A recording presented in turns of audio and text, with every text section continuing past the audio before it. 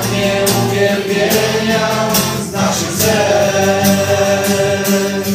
Do Pana zbliżmy się, niech chwała Jemu brzmi, niech będzie wywyższony Boży Syn. Chwalmy Go, chwalmy